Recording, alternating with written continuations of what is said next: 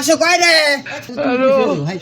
গোবর বেচতে যাতে হবে তে হয়ে গেছে দিচ্ছি গোবর। শোন ওই আমি গোবর বেচবো তুই আমার সাথে যাবি, যে বাড়ি ওই গোবর কিনবি সেই বাড়ি তুই লেপে দিবি, তোর লেপার জন্য আলাদা ডিমান্ড আছে আর আমার বিক্রি আলাদা ডিমান্ড আছে।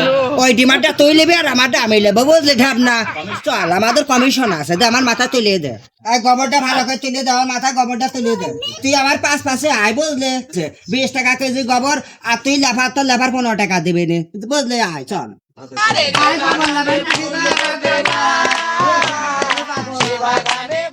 যে গোবর লিয়ে আসে গোবর নেবেন নাকি গাবু? ওগো গোবর আলা, গোবর বসে যাও নাকি? ওগো হ্যাঁ গো, আমরা গোবর লিয়ে আসি গো, আমরা গোবর বিক্রি করি গো। আসো আসো, এই যে আমার এই ডোয়াটা লেপতি হবি। আমি আজ এই পাকা বাড়ি না করি, তা ভুল করেছি।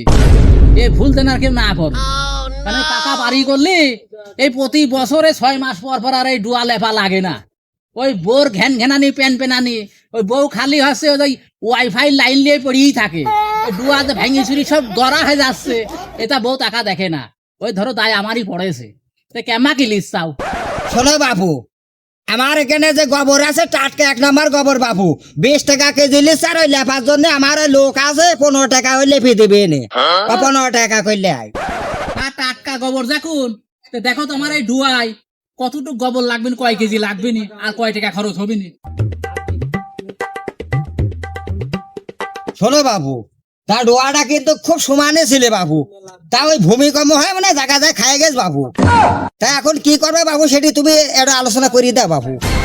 শোনো, আমি কিন্তু হাজিরিত কাম করাবো না, আমি ঠিকই দেবো, কারণ হাজিরিত কাম করালি পারে ফাঁকি দেয়। আর এই আমার ডুয়ায় যখন ল্যাপা, তখন কিন্তু কোনো ভুররা ব্যবহার করবে না। ভুররা ব্যবহার করলি ওই ভুসভুসে উঠি যায়।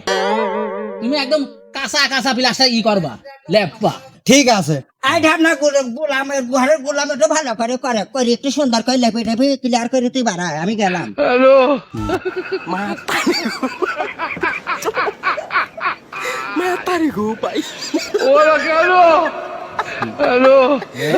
কাম করা ঘামিয়ে গেলাম। কি কাম দিয়ে গেল রে, ঘামি শান হয়ে গেলাম একবারে। এই কাম করে কি কাম করি পলালাম আমি আর কাম তুলতে আর পাচ্ছি না।